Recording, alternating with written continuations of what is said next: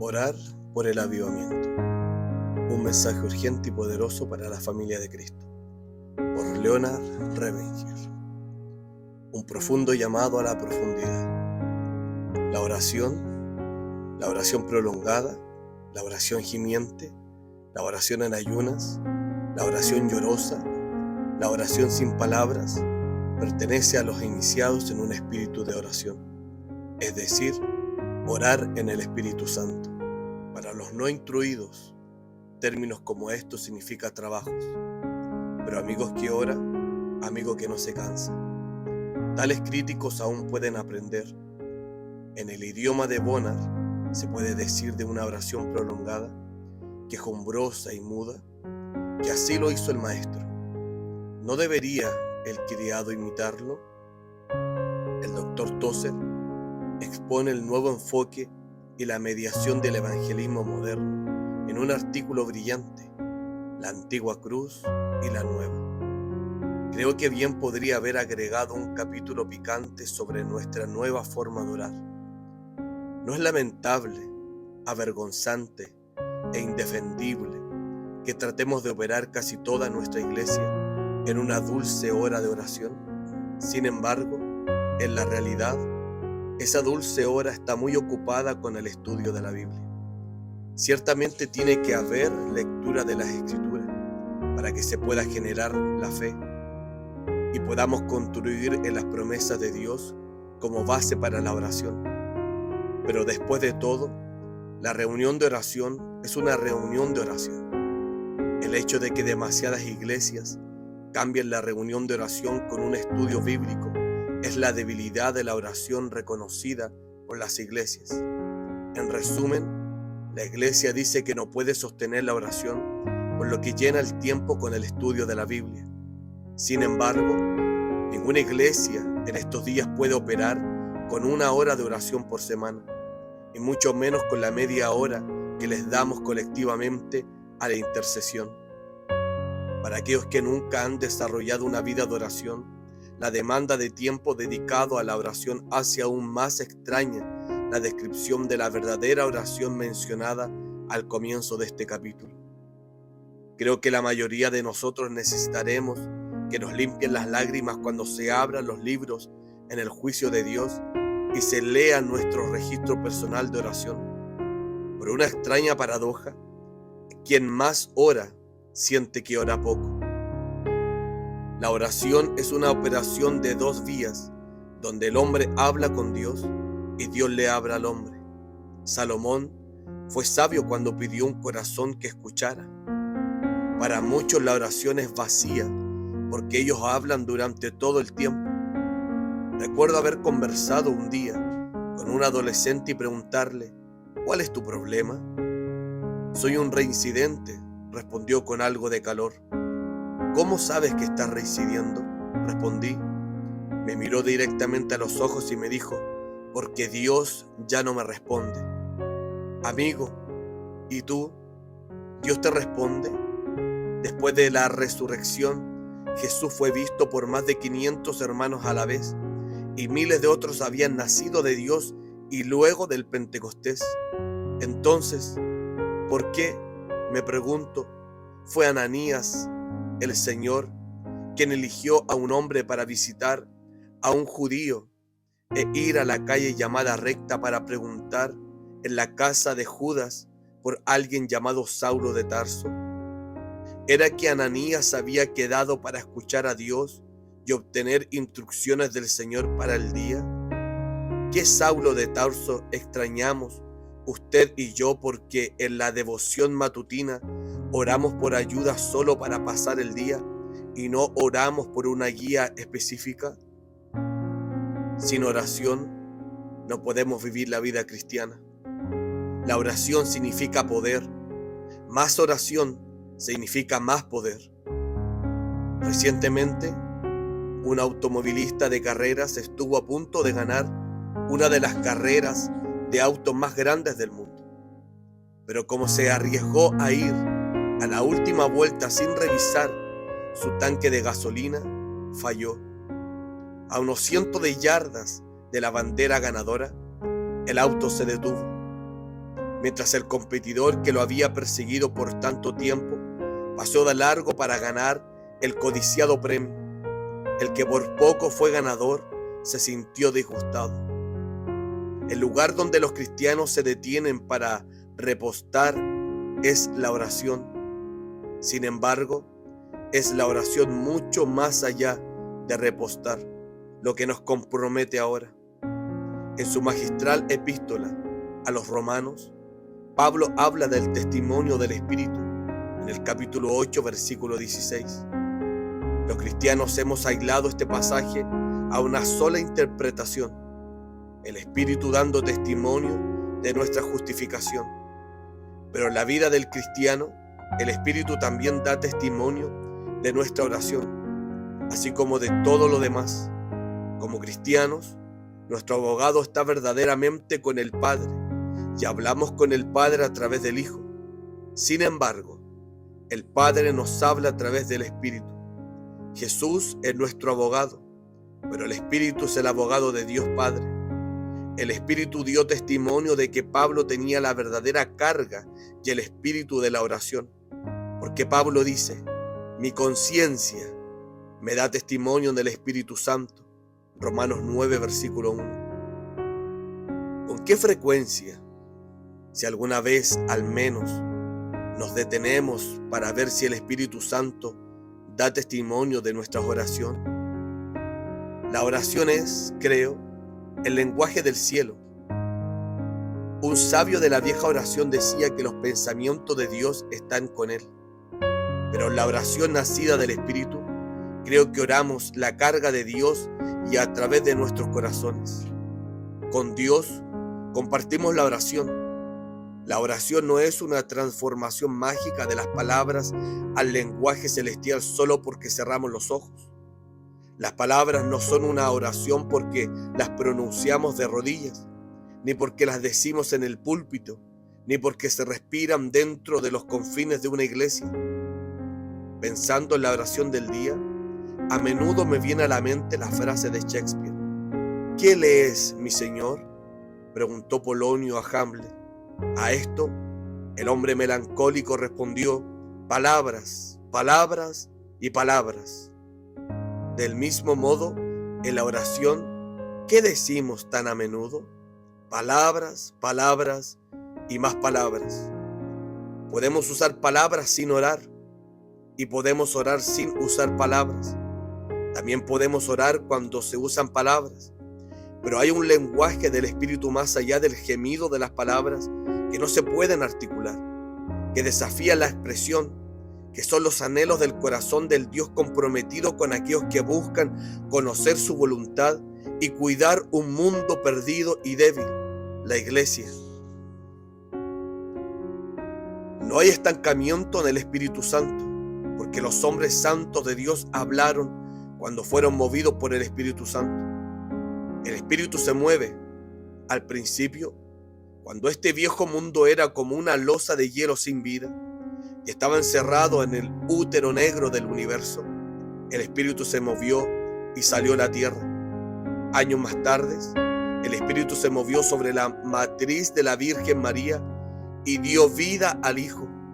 Cuando ese Hijo murió en la tumba, el Espíritu vino y forjó la poderosa resurrección. En el aposento alto, el Espíritu se posó sobre los hombres.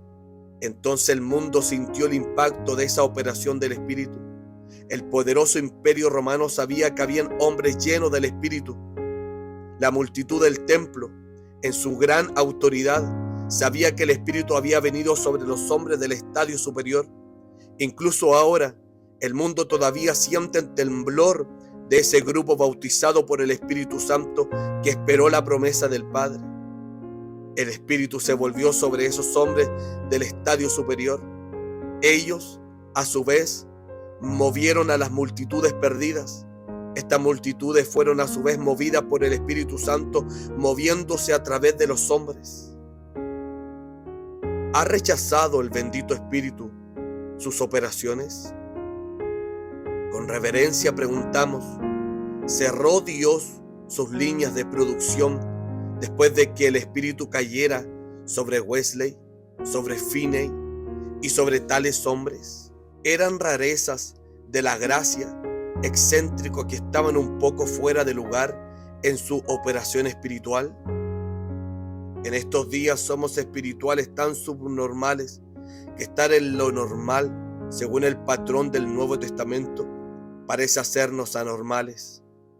A pesar de los psicólogos, los seguidores de Freud y Jung, las brillantes estrellas del conocimiento humano, todavía tenemos que admitir que el cuerpo humano es un misterio y que la mente humana es complicada y ambigua.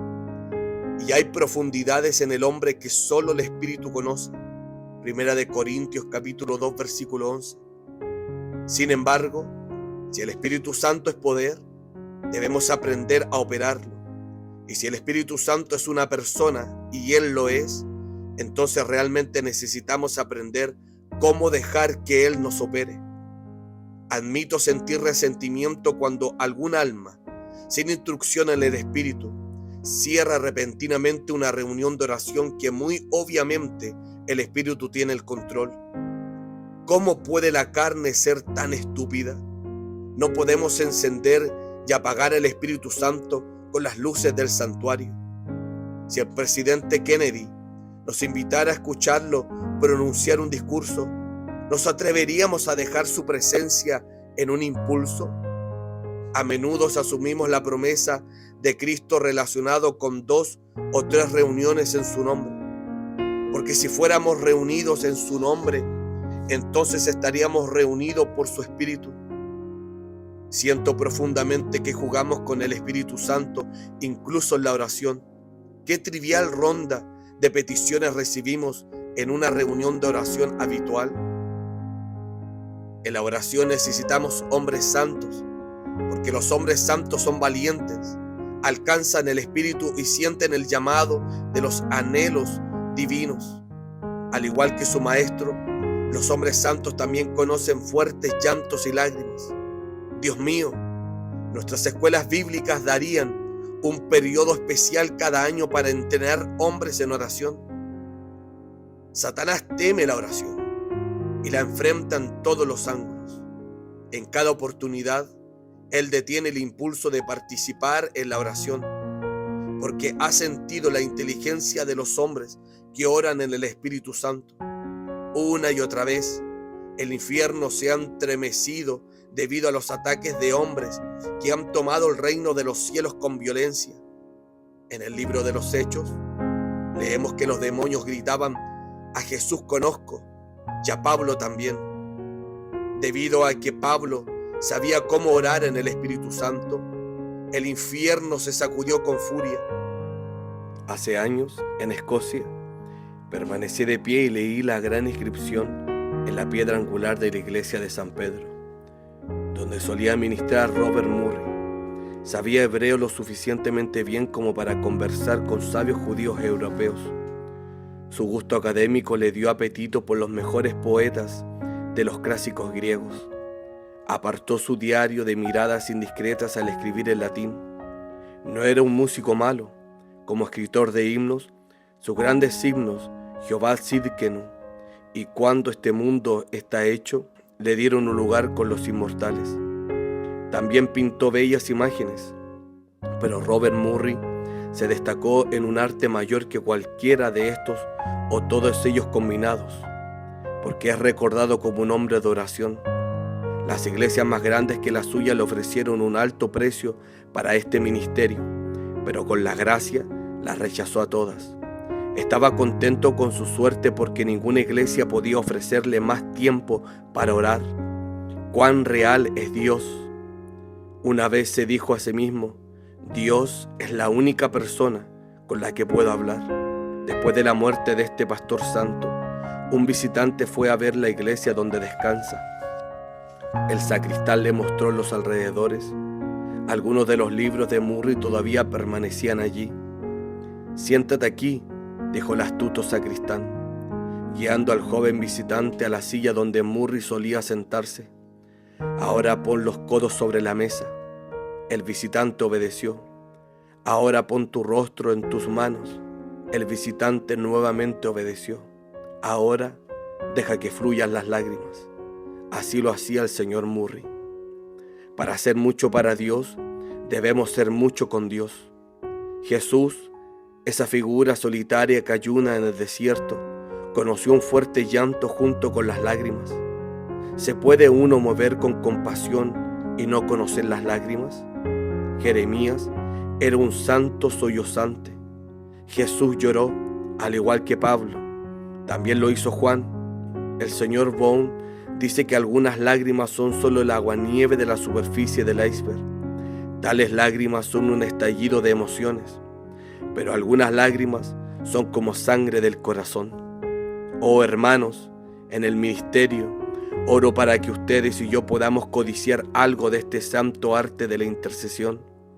En mi entender, hay dos cosas que debe hacer un ministro: orar y predicar. Los hombres poderosos de la iglesia primitiva se entregaron a la oración y la palabra y dejaron a los ancianos las mesas de servicio y la visita de los enfermos. Aún así, los ancianos eran hombres de fe y de Espíritu Santo. Sin embargo, en nuestros días, las calificaciones para un anciano parecen ser un poco más efectivas que para otros miembros. ¿Cómo necesitamos ancianos bíblicos y predicadores bíblicos? No hace mucho fui a hablar en una iglesia donde un buen hombre había renunciado como anciano. No estoy gobernando mi casa como debiera, dijo, y por lo tanto estoy bíblicamente descalificado para ocupar ese cargo. Un alma sincera. La iglesia primitiva oró, toda la iglesia de avivamiento ha orado, todos los participantes en la oración de avivamiento han conocido el trabajo. Aunque hay algunos interrogatorios llorosos detrás de escena, reconozco que para nuestro cristianismo moderno orar es extraño. En una conferencia bíblica en Inglaterra, conocí a un hombre de complexión fina que trabajaba en las profundidades de la tierra como minero de carbón. En una charla tranquila, me dijo que sabía un poco sobre la carga del avivamiento. Debido a esta carga de oración, dijo que durante 21 días había trabajado en el calor opresivo de la mina de carbón sin comida y con la menos cantidad de agua posible. De ese periodo de oración, emergió espiritualmente renovado y sin daño físico. Había aprendido a orar en el Espíritu Santo. Oh mi Salvador, te pido de nuevo, con más insistencia que nunca, enséñame a orar. Implanta en mí todas las disposiciones necesarias para la oración del Espíritu Santo. Hazme humilde, simple y dócil, que pueda hacer todo lo que esté a mi alcance para hacerlo. ¿De qué sirve mi oración si el Espíritu Santo no ora conmigo? Ven, Espíritu Santo, ven a morar y trabajar dentro de mí. Toma posesión de mi entendimiento y de mi voluntad, de mis acciones, no solo en el momento de la oración, sino en cada momento. No puedo glorificar a Dios ni santificarme, salvo por ti.